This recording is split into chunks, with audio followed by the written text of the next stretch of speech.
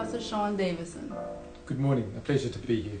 Well, Sean's here to share his personal story about helping his mother to die. Would you tell us about that? Sure. My mother was a medical doctor, and like anybody, she developed cancer, initially primary cancer. She had that operated on, but sadly it developed into secondary cancer. As a medical doctor, she knew the terrible death awaiting her from cancer, and she chose to have control of her death by going on a hunger strike. And she wrote a living will to that effect, saying, "Please don't force me to eat, please don't take me to hospital." And her children and myself respected her request.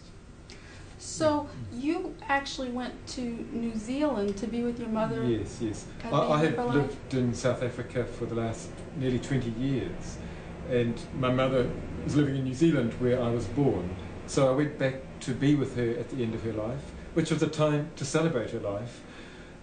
Even though she was dying, she'd lived a wonderful, colourful life, and I was going back to celebrate her life in her death. But you actually incurred a charge for doing this to me. I did. The hunger strike went terribly wrong. She was drinking a glass of water a day, only a glass of water a day, for 5 weeks. After 5 weeks, her body refused to die. She couldn't move her arms or her legs. She was basically decomposing in her bed to keep her vital organs alive. If I touched her, her skin was bruising and breaking. And she knew this was a ghastly death that she went on a hunger strike to avoid, and that it could keep on going for many, many more days or weeks like this. And she begged me to help her to die. And out of love and compassion, I gave her an overdose of morphine to end her life, at her request. Now, there's a similar case to yours in New Zealand. Would you tell us about that and how yours ended up being differently? Sure. There was a similar case in New Zealand. A woman was charged with the assisted death of her mother, assisted suicide. The woman was a nurse, and she was found guilty of assisted suicide and went to jail for 2 years. Well, how long did you serve? Because you were convicted. Yes, I went to court in New Zealand. It was a bit of a shock because I live in South Africa, but I was arrested in New Zealand, and fortunately Archbishop Desmond Tutu wrote to the court requesting I be released from the country on bail to be with my family until the trial. How did Desmond Tutu know you? Desmond Tutu was the Chancellor of the university where I work, University of the Western Cape. He didn't really know me. I was just one of the many professors. He knew I was the head of the DNA forensic laboratory and had worked on anti-apartheid cases. So he knew me in that context. But after my conviction, he did know me by then and kindly wrote to the judge requesting leniency in my sentencing. And I don't think any court in the world would have sent me to jail after receiving a letter from Archbishop Desmond Tutu.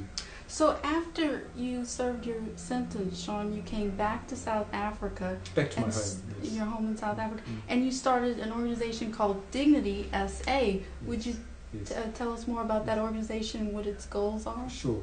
So it was 4 years ago I founded the organisation Dignity SA. It has one goal, very simple, to seek a law change in Parliament to allow for assisted dying for people near the end, suffering unbearably. Has it accomplished that purpose? We think we're almost there, possibly there. We had a court case recently where the High Court ruled that a terminally ill man could have an assisted death by a doctor, by lethal injection. Now, when you're seeking a law change, you have to be prepared for the long haul. We feel this court case has shortened our journey considerably. In fact, the law should change within a year. Our Parliament has to be guided by the court. When the court is ruling that a person can have an assisted death, Parliament has to agree and say the same thing. And they have to speak with the same voice, basically. Well, now you've written a book that actually talks about your personal story, your experience. Would you tell us about your book and what you hope it will accomplish around the world? I wrote the book.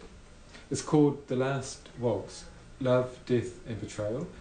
It's a story that covers the time I spent with my mother, 3 months in New Zealand, and then culminates in my terrible High Court trial in New Zealand. It sounds a very gloomy book, but in fact it's quite cheerful and humorous in places. But the most important thing is it stimulates debate and discussion around a very difficult issue, death and dying. But one that we all share around the whole world. Absolutely, and our Western society doesn't want to talk about it. We have come to grips with abortion and homosexuality and drug abuse, also very difficult issues in the past, but now we talk about them around the dinner table and in the classrooms. And so it should be with death and dying. We need this discussion. And the publisher is Blue Danube Publishing in America. They published this book and another book, To Gently Leave This Life, by Elaine Foyer.